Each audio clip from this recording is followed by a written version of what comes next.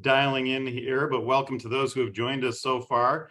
My name is Kevin Oakes, as most of you know, and we do this call every couple of weeks called Getting Hybrid Work Right. Normally, I'm joined by Tom Stone, my co-host, but Tom is on a well-deserved vacation, and I recruited Kevin Osborne to be my co-host today. Welcome, Kevin. Thanks, Kevin. Good morning, everyone. Happy to be here. Looking forward to the discussion. So my nickname for him internally is Oz, because we have a lot of Kevins in the company. But thanks for being here, Oz. And what Oz is going to do is monitor the chat. So if you have questions throughout today's session, please post them in the chat. We'll try to get to some of your questions. I can even take some of you off of mute and talk live if warranted. So let me just give a quick introduction to some of you who are not familiar with I4CP about what we're all about. We are a research organization focused on high-performing organizations, and we discover the people practices of those high performers, looking at what are those companies doing differently with their people practices versus low-performing organizations. Now, I want to just define high performance for you. Thank you, Carrie, for that slide. And sometimes we use this as part of our conversation. So every time we talk about high performance organizations, we're talking about companies that have better revenue growth, market share, profitability, and customer satisfaction. Our research team looks at that over a 5-year time horizon. And we not only look at what are those high performers doing differently, but also correlating specific practices back to market performance. And we're going to be talking about a specific practice in organizational network analysis today, which we have often found is a practice of high performing organizations and correlated to market performance. Now, we're fortunate that we work with a lot of very well-known organizations. Here's just some of the companies that we work with on a regular basis and that are part of our network. You'll recognize most of them. And we'll reference a few of these companies throughout today's presentation. All right, so speaking of today's presentation, we have a great guest for you today that I'll introduce in a second, Rob Cross, who we've done a lot of work with. But I do want to alert you to some upcoming calls that we have. So on the 25th of this month, we're joined by just a wonderful, wonderful person, Amaris McComas. She's the CPO at CPSI, so a lot of acronyms there. But I've really enjoyed working with Amaris over the years. Our next one of these calls will feature Nina McQueen from LinkedIn, and looking forward to talking about what she's seen in getting hybrid work right from her point of view on global talent, benefits, and employee experience. And then our talent and learning practices call, which will happen on September 8th, we'll be joined by Sheila from the World Bank. And Sheila's been a longtime member of I4CP. We've done a lot of great work with Sheila over the years. Next slide, Carrie. I also want to make sure everybody knows that we have our conference again in March. We've done this every year, and during the pandemic, we converted it to a virtual conference, but we're back in person in Scottsdale. Rob is a constant presenter at this conference and has keynoted many years in a row. It focuses on next practices in human capital. It's been rated the #1 conference for HR executives. No offense to the vendors or consultants we have on the line, but it's just for practitioners. And so I think that's one of the reasons why we get so many HR execs who attend the conference. So check that out. You can see it online. We'll be announcing some great speakers soon for that conference. All right, Rob, before we get into the poll, and Carrie, before you launch this, I just want to make note of the book that I wrote called Culture Renovation. And many of you have probably know of the book. Some of you have read it. Rob is heavily featured in that book. And one of the reasons Rob is featured in the book is because we talked about the importance of organizational network analysis when trying to change an organization's culture, and really identifying the influencers and the energizers that would make up the culture ambassadors inside the organization. We're now doing further research on this topic. And so this is a question we've been asking across a number of different groups over the last month, just how you would characterize your culture. So Carrie, we can launch the poll, but Rob, I want to just, again, thank you for all the contributions to the topic of culture renovation. Oh, it was a treat and a privilege, and everything else we've been able to do together. Well, Rob is he's outpacing me in book writing, that's for sure, but he's outpacing most. We'll talk about his most recent book and then the book that he's got coming up very shortly. But if you could answer that poll for us, we'd appreciate that. And we'll check out the results here in a second. I have no inside info to the results, so I'll just look at them when you launch them, Carrie, or when you close out the poll. Rob, as you've been working with companies around culture, how does this kind of map to what you're seeing with organizations where they feel like their culture is healthy or somewhat healthy? I mean, overall, what I think for me, as you know, one of the strengths of the network ideas is that it allows you to tweak in certain ways that give you greater impact, right? And so we talked about finding the influencers and driving change through them in different ways, or finding kind of hot spots and weak spots of culture in ways that you can't typically see through standard surveys. And so that's been one of the neat things we've been able to lean into. Is a lot of places are saying we're not, entirely in trouble, but we're trying to tweak in different ways, and that these insights really allow you to target very specific points and get a much greater impact, and return on the efforts overall. Well, Rob, I'm sure, I've used the term a few times now around organizational network analysis, or O&A, and we probably have some folks on the line that aren't exactly sure what that entails. I think it's one of the most underutilized strategies in organizations to really understand collaboration. But can you tell us a little bit about O&A just from a 101 perspective? Yeah, absolutely. And so first of all, let me just say thank you to everybody on the line as well. It's always a privilege to be able to share some of the things we're doing in the consortium and enabled with the relationship with I4CP. For me, the interesting point with network analysis, particularly around hybrid work, is just this core ability to see how people are working together. We know that the predominant modality of people today is working in some form of collaboration, whether it's email, meetings, time spent on collaborative work products. It's 85–90% of most people's work day and how they're spending it. And yet a lot of organizations are trying to manage that blind.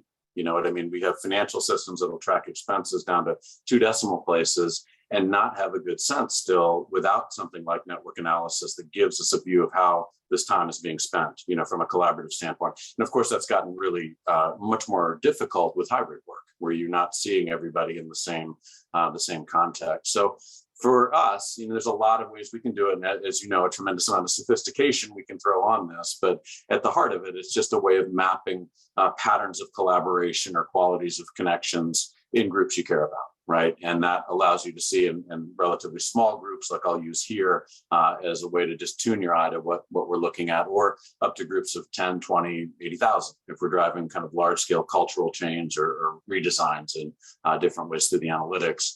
But on the left, you see a typical view of who's reporting to whom, how we're used to looking at formal structures and organizations. And on the right is a very simplified diagram that might emerge if we were just looking at who goes to whom for information to get work done in a place. And again, we can capture this in a lot of different ways: survey-based approaches, passive analytics that are looking at passive data behind the scenes.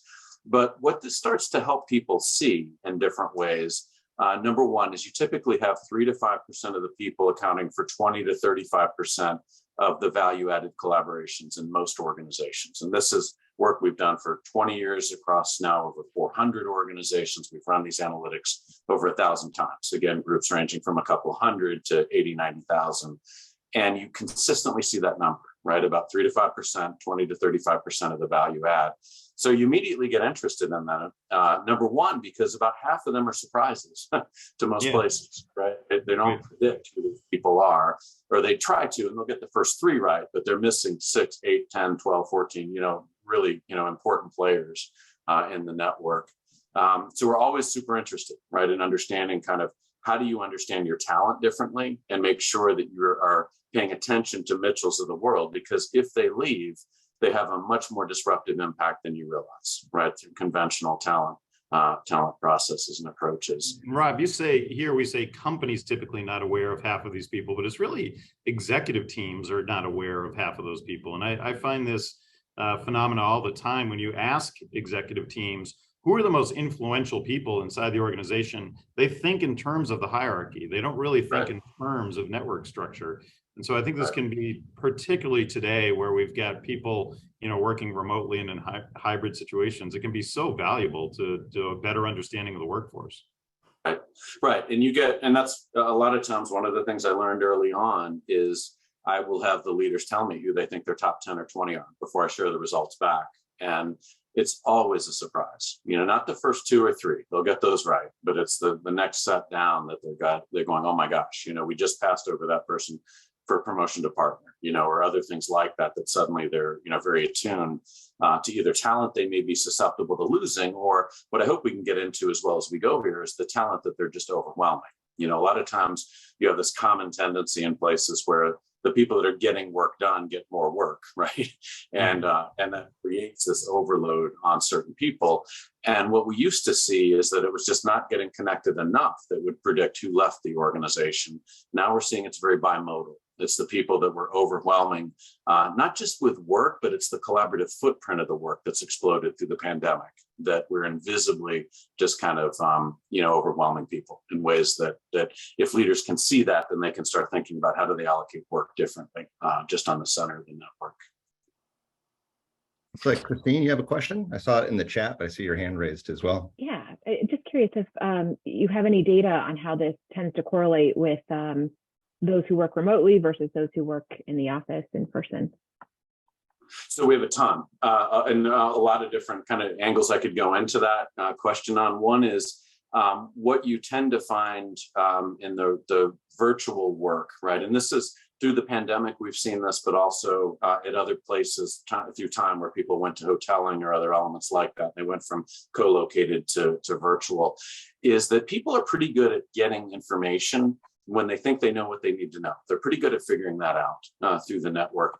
Where the virtual workers get hurt, unless you're doing certain things, I want to come back to that as we go, are on 3 fronts. One is they tend to have less interactions that create a sense of energy and purpose in what they're up to. And that may sound froofy, but it's really critical to keeping engagement and keeping people retained, in a more virtual context. So it's interactions that create energy and purpose, interactions that create learning and growth, and interactions that help you innovate or solve problems, right? So that kind of serendipitous thing that a lot of people talk about with the water cooler moments. But again, one of the strengths of the network analytics in these cases is you can start to apply these ideas and see in groups we care about, groups of 60, 80, 200,000, however you want to look at it, using network analysis, you can start to see where are we faltering, right? What kinds of interactions do we tend to be missing? And then take really targeted action that helps to stimulate those connections and at a specific point. I'll tell you one story just to be very practical in here because, we do these analytics, but then I've done over the past 5 or 6 years, over 1,000 interviews with exemplars, really successful leaders that were effective at either creating good personal networks or good team level, group level networks. And one of my favorite interviews, because everybody going, into the pandemic, they said, oh my gosh, we've lost the water cooler moments. And I kind of chuckle at that because I don't even know who has a water cooler anymore, but that's the thing they think of with the serendipity. And yet what I found is I went through all these interviews with these really successful leaders that were driving results through these networks, is that they came up with a ton of different ways to promote collaboration that had impact and overcome the obstacles. So one of my favorites was this really gruff Italian investment banker, one of the top banks in the world. And he described the story to me of when they went into the pandemic, he panicked because he couldn't see his 40, 50 traders on the floor and everything that he'd used to kind of guide how the group was doing. And somehow his wife convinced him of this to do this thing he called the Friday Rose. And the Friday Rose was at the end of the week, he would send out an email to this group of 40 or 50. And the stem of the rose was, here's what I learned this week. Here's the insight, the new thing that kind of I learned that I want to share with other people. The bud of the rose was, here's the cool thing that I accomplished that I want other people to know about. And then the thorn was, here's the pain point, right? The thing I wish I'd done differently. And, the comedy of this all in the interview with me is he said, I hit the go button on that first email and I could feel people laughing at me, just kind of a gruff, investment banker world. But he said, then no, you have to do this. And what happened is over the course of about a month, they would all get used to getting that email and responding off it very quickly. So this all happened about an hour at the end of the day, Friday at the end of the week.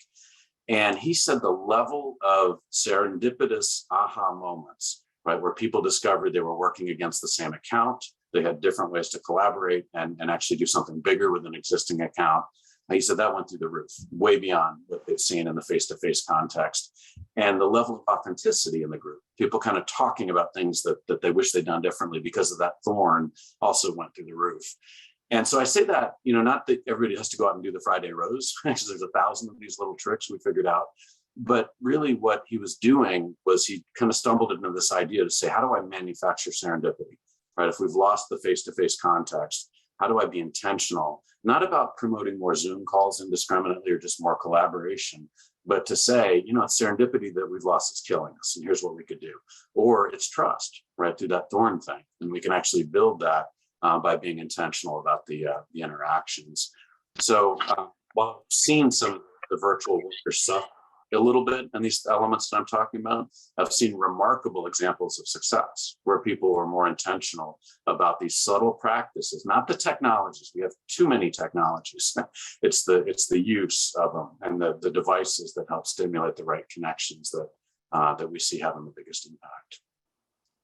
So Now, I Rob, think on this slide too, Rob, we wanted to talk about a couple of other uses for ONA, and Carrie, maybe if you can just build to the next one. Right. So we're always interested, obviously, in the center and who are these people that are playing kind of pivotal roles. Just as key for us are the periphery of the network. And sometimes this is for the remote workers. Historically, that's been the case. Just as often, we're also very focused around newcomers and people that are coming into organizations, particularly in this time of transition. And we've done a huge body of work in the consortium. We can see generally it takes people about 3 to 5 years to come into most strong culture organizations and replicate the connectivity of a high performer.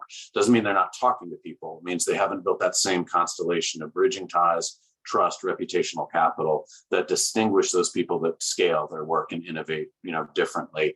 Yet we found exemplars again that we're doing that same thing, replicating the connectivity of a high performer, not in 3 to 5 years, but in typically 9 to 12 months.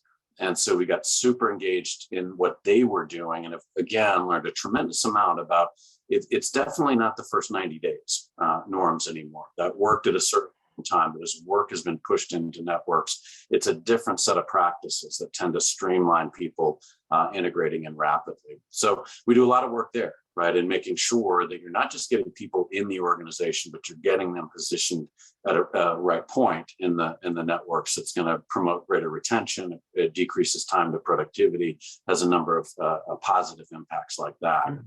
Rob, we've seen, not to interrupt your flow here, Rob, but just on that note about newcomers, we've seen in this conversation around return to office, and some companies and some CEOs want everybody back in, others are going fully remote. It's the mature teams that are really familiar with each other that seem to be much more comfortable in a remote setting, but it's those new teams that probably need that benefit of in-office or face-to-face. And I assume that's what you're seeing in your work with companies. Right. If you have the luxury, if you can bring those teams back together and create that face-to-face time, then what I'm really trying to emphasize, we'll see a little bit of this on the next slide. I don't want to go there yet, but you have to use that time really carefully, right? It's about energy and purpose, learning and development, and innovation and problem solving. And it's not just defaulting back to the typical ways you've run meetings. If you can get it. Now, if you can't get it, and there are a lot of places that can't get, the face-to-face that they want, what's been really great about this work that I'm talking about is we know over the course of the first 9 months that on entry, it's connecting to 5 different kinds of connections that really predict those people that slingshot in, right? And it's this idea of creating pull versus push. So it's not that these people go out and sell themselves. It's actually that they situate their expertise against established people's needs, give status, generate energy, create a win, and they get pulled in. And so if you can teach these things to people, 1 a month over 9 months, then you can actually have a pretty cool impact in getting people engaged in virtual contexts and getting people well connected. The problem is when people just try to do the things they did in the past. Suddenly they don't have the sporting events, or they don't have the drinking outings or whatever, and they're not targeted in what they're trying to build. So that's, we've seen really surprising success. And again, it kind of ties, Kevin, back to your idea all along about if you're intentional about the connections you're trying to build, right, and using network analytics as a way to see that, then you can kind of manage the virtual, I think, a little bit more than people realize sometimes. And, as we brought up this last build here on this slide, it's the silos and microcultures that sometimes can really subvert an overall culture. So talk a little bit about how you're finding those silos in organizations, Rob. Right. So for me, this connectivity, this happened to be a physical separation. This is a real group of 7,000 people. I'm just showing a small sub pocket of it, but we always find the silos tend to be occurring across functional lines, geographic dispersion, key accounts, key capabilities. There's different contours of a network where what you're looking for is not how do we get everybody connected to everybody else, not how do we create a hairball here, but how do we understand strategically, given what this group is trying to accomplish or its cycle of development. If we're looking at a new product development initiative, for example, what are the connections that need to be there? And then we're really targeting the silos for two ideas typically. One, where are those breakdowns happening that are keeping us from innovating in ways that we have the capacity to do, but we're not because we're not getting creative friction, or where are those silos happening that are keeping us from getting scale efficiencies and the ability to actually generate scale, right? It's not just having a bunch of people, it's the way they're connected and sharing ideas that actually generates the scale efficiencies in those places. So there's a lot of nuance behind that, but those tend to be the couple of things we're typically. Well, I also see it in acquisitions as well. And I think this is a great tool to use for just looking at the integration of companies when you are doing acquisitions. It's very common for silos to be created after an acquisition. And it depends. Sometimes you're okay with that silo, but most of the time you want them more integrated and more communicative and collaborative with the rest of the organization. Right. And the strength about this a lot of times is that you can see, if you just use this visually, you would want to get Hopper and Zahira connected. Let's say it's an acquisition that we're talking about. And that's oftentimes what we're doing. Tremendous number of existing studies around that, where you're able to kind of use the analytics to say, how do you take the well-connected people on either side and then change how they're working together? And that to me is really important, right? Because you're not having more Zoom meetings. You're just saying, let's change the way they're doing their work and get the right people connected. And you can promote that engagement and inclusion, far more rapidly than, traditionally we see out there. Hey, Rob, Erwin had a question in the chat that I think is worth noting. How does the approach, these analytics, how does it differentiate just social connectivity versus, important sort of value creating connections? Yeah, so there's a lot of ways we can go about that. But let's just say we're using a survey-based approach, because we can also mine passive analytics, like I was saying, like email or calendaring data or things like that. They're two very different approaches to doing network analysis. They each have different strengths to them, depending on what you're trying to accomplish. But with a survey-based approach, let's just stick with that for a second. We're mapping, it's in the quality of the connections that we ask, right? So we're asking, who do you turn to for information to get work done? For example, to look at work-related information flow, or if I'm on Wall Street, we may actually be mapping who have you collaborated with and generated revenue. And we confirm the revenue estimate, for example. And so then those lines are revenue production. You know what I mean? We can be really creative in terms of how we're looking at the nature of the interaction by virtue of how we either assess it through survey or through the passive analytics that we pull. So that's typically the way we're going about that, to make sure we get that element of the tie. That being said, we also find that there are, if you go granular on the social elements, this idea of the people that create energy in organizations. We actually map who are the people that create enthusiasm in the same way. And that statistically is more predictive than anything we've done in 23 years. It outpredicts where innovation's happening, where change is taking hold, 4 times predictor of high performers. And so it's always a mix, you know what I mean, of the work-related interactions, but also how these people are showing up as human beings, and both creating enthusiasm for others and getting their own needs fulfilled. And you're trying to look at both as much as you can in these networks. Interesting. Okay, thanks, Rob. And Rob, as we have been in this return to office conversation for quite a while now, You've talked about be intentional around how you're trying to, bring people back to the office, or what the collaboration method should be. So this is a great slide, I think. So if you could walk us through this and just what some of your work has found. Yeah, great. So in general, we were using this in the consortia to look at return to office. People got offended when we call it return to work. They would say we've been working all along, and so it had to switch that over time. But what we found is kind of three ideas that the network analytics were super compelling for. One is to understand what are the clusters that you want to bring back, right? And that's a very different way of looking at how you bring these people back. You don't just create policies on people come in 2 days a week, because then you don't know if the right people are going to be there at the right time. And if you just do it by role, you don't know if you're getting the right cross-role connections, right? And what a lot of people have done is use these network analytics to say, okay, if we're going to go to 3 days a week, if we have that luxury, here's the constellations that we want to make sure are there to get not just the within unit interactions, because that's gone up through the pandemic, right? The within team, the within unit collaborations have gone up. What's killed us is the cross team interactions. The bridging ties have been frayed in pretty systemic ways. So a lot of places are using it to see that. And then secondarily, we use this a lot to see, as you think about face-to-face interactions or synchronous exchanges, right? If they have to be virtual, you're at least getting synchronous exchanges out there. What's really critical to be happening in those exchanges, and we did a lot of studies around this, and this is really the results of that. You find the blues reflect the kinds of things that needed to happen in interactions that were face-to-face or synchronous, and all the way down to the reds, to the interactions that people were saying, I'm fine with, getting virtually or kind of finding, through my own network in different ways.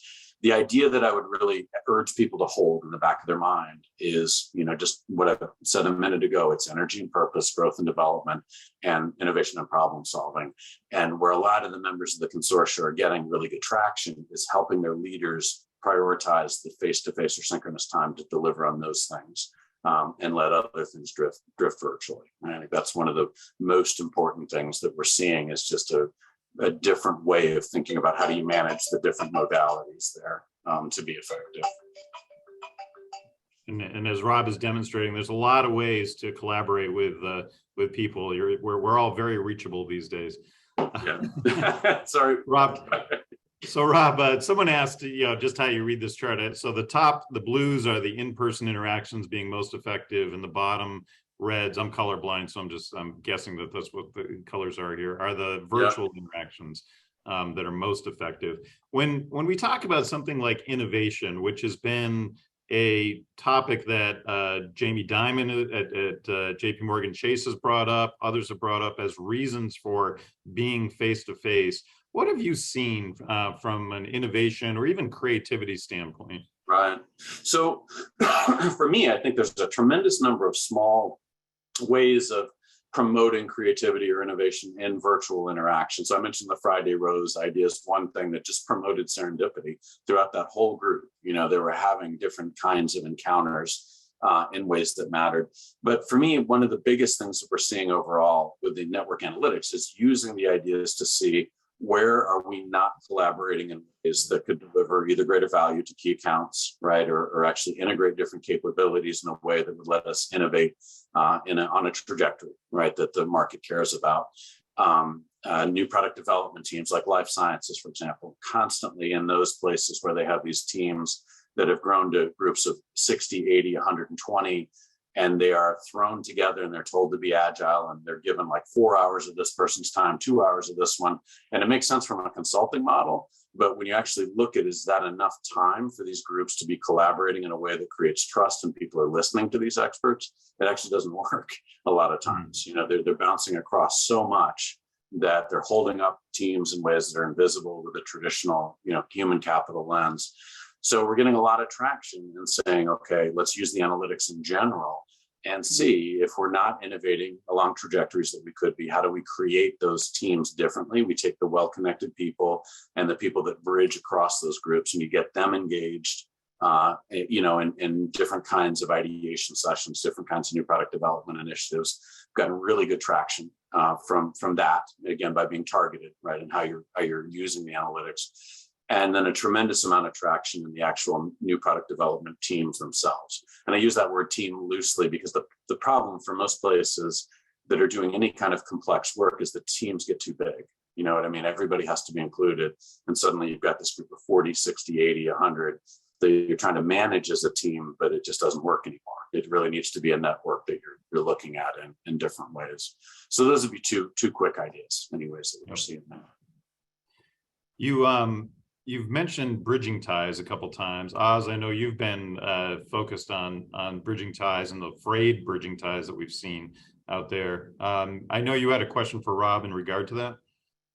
Yeah, you were just starting to touch on this. I think Michael Arena's on the line as well. I know he's done some writing about this in terms of the impact on bridging ties, those cross-functional ties that we've seen from the shift to remote work. And there's been a lot of concern around the impact of that on innovation.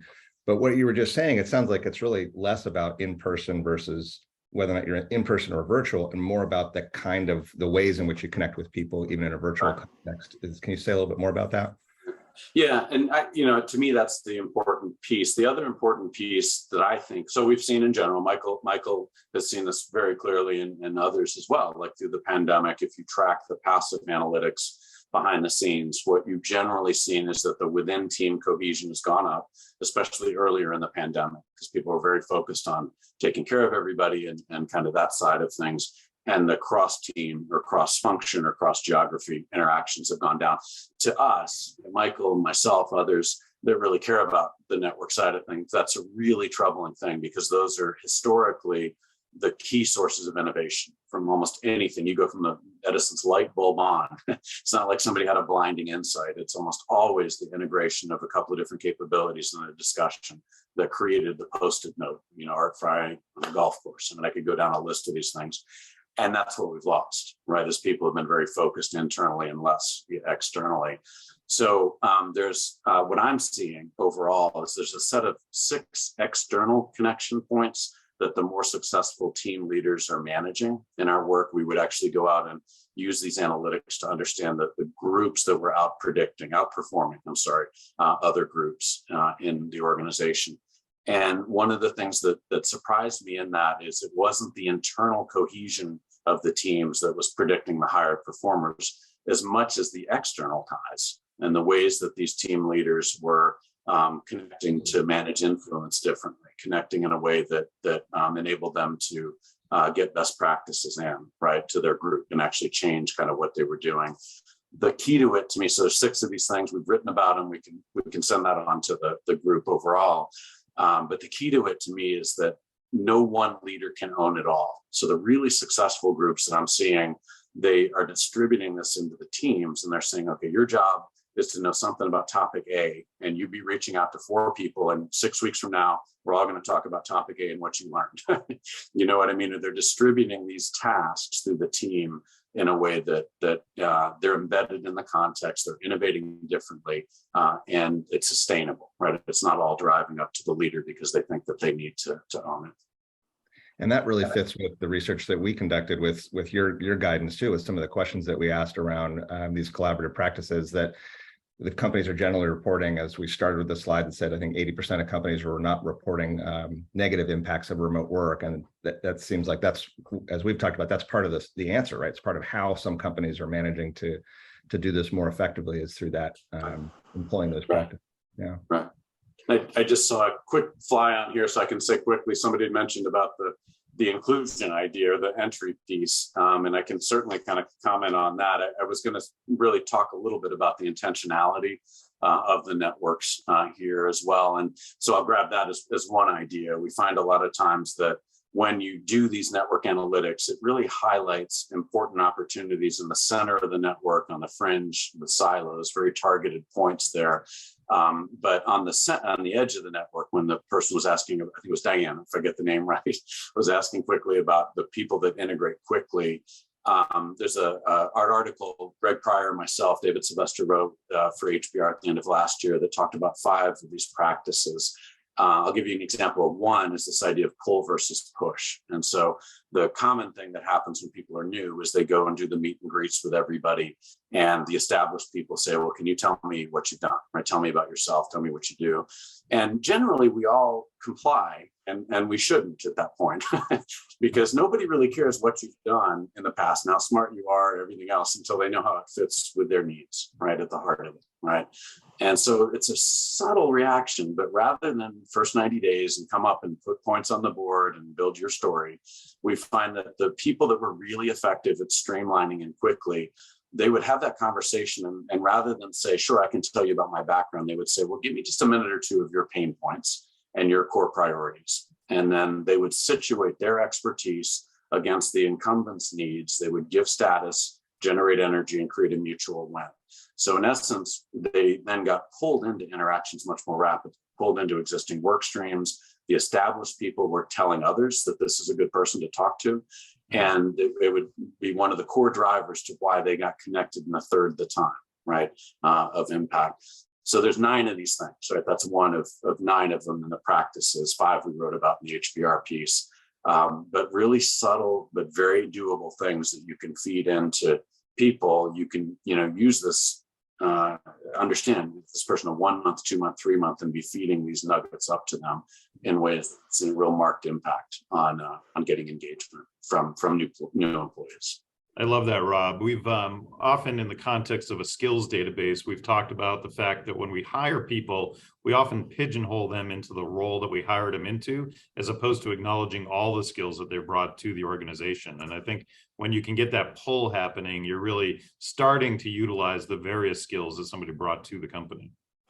Yeah, no, I love that. I love that. And it totally, it's very consistent with what we see. The cool part about this to me is none of this is rocket science. You know what I mean? People hear it and they're like, well, of course. And, of course, but the reality is that's not what most people do. They get in under pressure. Somebody says, tell me what you do, and you do it, right. And rather than just a couple of shifts that can have a marked impact. So in terms of the intentionality of managing these networks, it's very, very feasible to influence the inclusion, of newcomers, very feasible to influence the speed with which people engage and have impact in their teams if they're moving across internal efforts.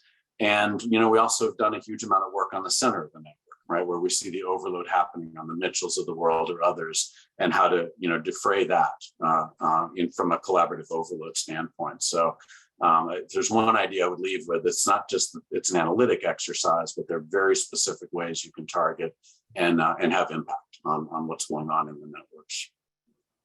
I like this one question from Marcel about energizing interactions and how you describe them and define them. I think that's such an important concept as we talk about O&A. Can you elaborate on that just a little bit more, Rob? Yeah, totally. So it seems like every good idea I had, I stumbled into. I thought it was, because I didn't really have this idea. Somebody else pointed it out to me, but it was one of the most prestigious blue chip consulting firms out there. I won't mention the name, and they, was in there. We were looking to see how do they integrate capabilities to deliver against their key accounts more effectively. So it's a heavy revenue focus, and I was very interested in how do you see the high performers? What are the high performers doing in this context? And the partner basically came to me, and we had a ton of all the stuff you would think, right? It's how smart they are, how big their network is, all the stuff you would think. And he said, I don't think it's any of that. I think it's the people that create buzz around them. He said, the partners get invested, the clients want to buy more, their teams give greater effort. And he said, you got to be smart, but it's not that that's killing it. It's the people that create energy or followership right around them. And so on a whim, I threw that in, and we were mapping, what are the interactions? When you interact with some people, you walk away more enthused, not every time, but a lot of the time. And we could see who are the people that create a tremendous amount of enthusiasm or followership. And it turned out that was in that specific context, we were running regressions against performance. And that was 4 times the predictor of a high performer as anything else. How smart they are, their pedigree, everything else, right? Mm-hmm. And that's held up for about 23, 24 years across over 400 organizations now. Super consistent predictor of high performers. So, what we did with that, that's what we're mapping, right? And then what we did behind that was go out and interview the people that were creators of energy, right? A lot of people said this person's a source of energy, and then the people that were energized. And that allowed us to understand that it's also very behavioral, It's not charisma, or extroversion. You're likely to see a low key person as a high key person. It's very much tied up in a set of behaviors that we've done a lot of work with. Again, toolkits, writing with Amy Edmondson, and ways that extend the psychological safety idea beyond just safety to this idea of what creates passion or enthusiasm in a context as well. And I love Amy's work on psychological safety. And so I'll give just because all of you are on the inside now, Amy will be one of our keynoters at the conference in March. And I'm looking forward to having her dive into some of her work around that in a little bit more detail. And Rob, I think we get often asked the question, how do you do this stuff, right? How does an organization conduct an organizational network analysis? And Carrie, I know we had a slide on that would be great to bring up. So there's several different ways, right? You can be as sophisticated as mining, email analytics, calendaring data, things like that. And just in case people panic when they hear me say that, you're not actually looking at the individuals then, or what's written in an email, for example. You aggregate up and you're seeing patterns of connectivity across teams, across functions, geographies, things that enable us to see strategically how do we need to shift design, culture, other things like that.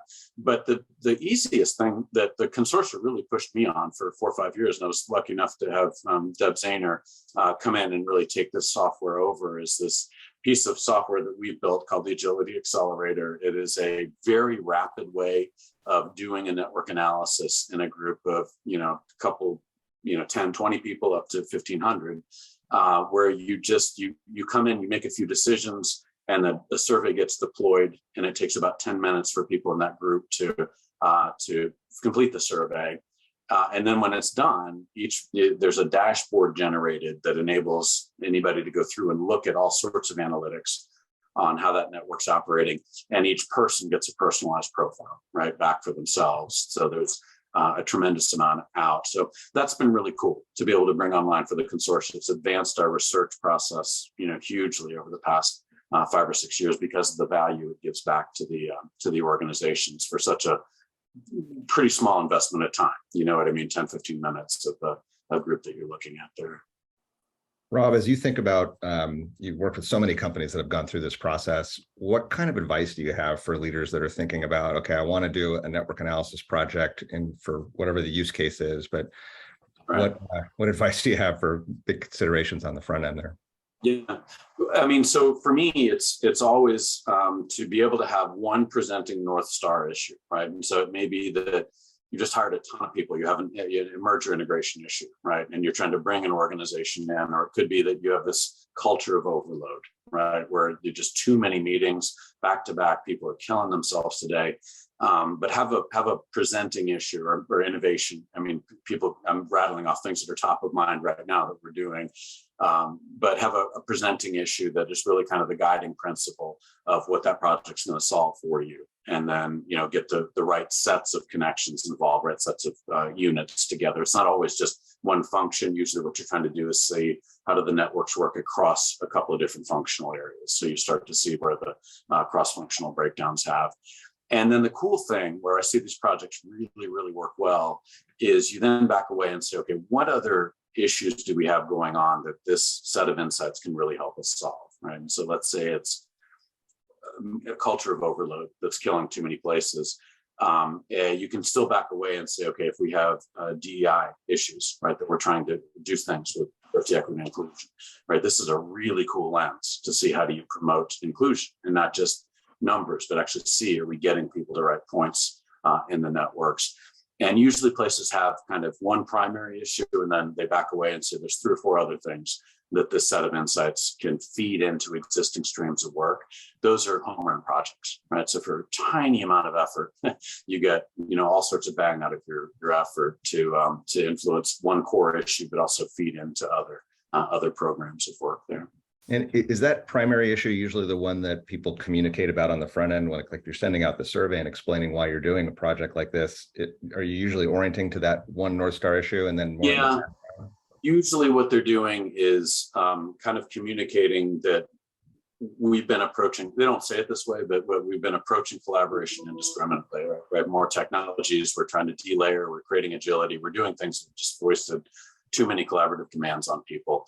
And we need to get more intentional about how we're collaborating to make your life better, to make our ability to kind of hit, targeted innovation goals or growth goals or things like that.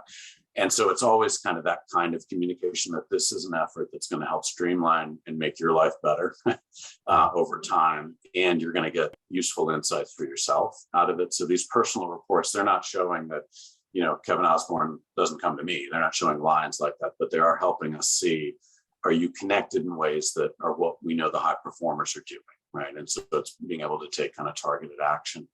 And that's the thing we found the most successful over 23, 24 years of doing this. We find that if you give people a reason to complete a short 10, 12, 15-minute survey and give things back out of it immediately, you always get the results you need out of it pretty quickly. Yeah, great. Makes a lot of sense. So Rob, we probably haven't done a good enough job of promoting your recent book on collaborative overload. So maybe you can just tell the audience a little bit about your current book that's out there. Yeah. So that's, again, we were using what I could see, let me back away and say, is we could see in all the analytics we have in the consortia that the collaborative intensity of work was just exploding. Kind of the 10 years prior to the pandemic, it had just kept going up, right? And actually, actual work wasn't going up so much as all the interactions we're having around the work. And then that really exploded through the pandemic. I laugh, kind of tongue in cheek that people pre-pandemic, they would complain to me and they'd say, Rob, I've got 8 one-hour meetings. I can't get anything done. I'm working late into the night. And then through the pandemic, somebody came up with a great idea of let's do 30-minute meetings. And so now we've got 16 30-minute meetings each day, and we're twice as exhausted, right? We're more intense in those intervals. We're moving across these meetings more rapidly. We end the day with a to-do list based on 16 meetings, not 8. And we're generally speaking, working 5 to 8 hours more a week, earlier into the morning, deeper into the night. And generally speaking, it's not the work that's changed, right? It's the collaboration around the work that hasn't been managed well. And so what we did was focus in very heavily on, we could see who are the people that are giving the greatest impact in these networks and taking the least amount of time, right? So we were finding high performers that were delivering significant results and still about a day a week more efficient than their peers. And really just studied them like crazy. I personally interviewed 600 of them, 300 women, 300 men that were these efficient collaborators to really isolate in on what they were doing. And it's in the book, so I won't bore people with it, but it's kind of how they put structure into the world, how they manage their own identity triggers that lead us to jump in when we shouldn't. And then tactically, there are very specific things you find these more efficient collaborators doing that enable them to claw back that time. And then they're using that time differently too. And so that's what the book kind of covers. So it's good for individuals, obviously, but also when you do these analytics and you find that 3 to 5% that are overwhelmed in the center of the networks. It's also been an area that people are kind of taking up on that front. Well, and your upcoming book takes us a step further as you look at some of the more common dysfunctional patterns that undermine effectiveness overall. Do we want to spend just a second talking about that? Sure. Yeah. So you do 600 interviews like this, and you have to imagine I'm getting great companies. I'm so blessed, right, to be able to go to all these great organizations. I can say, can I speak to 5 of your most successful men, 5 of your most successful women? And they do it. They help me out. They give me, access to these people. But because they're the most successful women and most successful men, the first 10 minutes of every conversation, everything's great, right? It's all roses and, I'm doing great. My career's going well, everything else. And yet what I would see as I went into these interviews and I would get down to minute 30, minute 45, and on down, is people were struggling. I mean, really deeply struggling, particularly the professional services world, the software world, everybody was, right, to actually manage and keep up. And it wasn't until their guard got down, as we would start talking about tactics early, but then their guard got down. And it led me to understand and see how stress is being created in a very different way today. So the next book is called The Micro Stress Effect. And, that spurred another whole bunch of interviews I did with a colleague, Karen Dillon, on this, and others were involved. But the core notion to it is we're used to thinking about resilience and kind of that sort of thing as an individual trait. And yet what I can see is the people that are more resilient in today's hyper-connected world is that they're better at managing what I call micro stress. So the way these small interactions hit us every day that create a degree of stress that overwhelm us by the end of the day. And they're better at kind of building connections in ways that help you ameliorate it over time. So that's the heart of it, really, is kind of thinking about how do you create well-being, not from the conventional sense of mindfulness, gratitude, those sorts of things are all great. But if you don't also help people adapt the networks around them in ways that shield them from the negative and help build them into the positive, you're leaving a lot of possibility for creating a healthier person today on the floor. So that was the focus of that. Great. Well, Rob, I know we did have a quick poll around some of these network derailers. I don't know if we want to go into that now or if we want to skip that. We can definitely go into it if you guys want to. So these were looking at the teams, the more successful teams out there. What we could see is that there were points in those networks that predicted greater success, right? And so I was touching on that briefly around getting good integration from the fringe, helping to avoid overload. But then the key portion that I could also see where there were 6 patterns of connectivity that when the teams were failing or underperforming, that I call them archetypes or dysfunctions, that the groups would be drifting into, right? So this ranged from hub and spoke, where there's not just one person that's dominating the center, but sometimes it can be a whole group or capability, all the way over to the other area here around priority overload. And that's really become one of the bigger ones, where there are kind of too many disconnected asks coming into teams today, and it's overwhelming and creating burnout and slowing things down. So this is actually the book after the micro stress book. Is geared at this kind of mid-tier level of teams and understanding kind of the patterns that lead to underperformance if you're not managing collaboration intently. So I guess Carrie, I think looks like Carrie launched the poll here, so we can go ahead and maybe ask people to complete it, see which one is maybe a problem most for you, and then like you, Kevin, I'll be as surprised as everybody else when the results come over. It's hard to pick. Overwhelmed pattern is by far leading the way here. Overwhelmed. So then, that's obviously speaking to a lot of the tactics around collaborative overload. So I'll throw out one very simple idea for people, because this always works, is with your team, and I know everybody's on 6 or 7 teams, but just pick the one that's like the most, consuming for you. With that in mind, grab a blank piece of paper, do this after the call, give me 15 minutes time on this, draw 2 lines down it. On the first column, I want you to write, all the ways you collaborate in that team, right? So it's email, it's phone, it's some collaborative space, it's Slack channels, it's whatever, but be comprehensive, go down that list. And then in the second column, I want you to pick each of those and say, here's 3 norms we should be following, right? And so let's say it's email. Maybe it's, rather than write 10 paragraph emails where you hide what you want in the 9th, we're going to start using bullet points. We're going to state what we want. We're just going to follow basic hygiene that you can find in the book or other tools that we built out, but just 3 positive norms on that modality that you want to follow. And then the last column, put 3 things that are crazy that we want to stop doing to each other, right? So maybe it's the CCing behavior.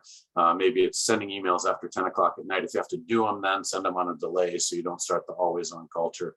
But do that, create a grid, right? The modalities, 3 positive norms for each, 3 things you want to stop doing, and then spend 30 minutes in your next meeting on saying, here's how we should be collaborating.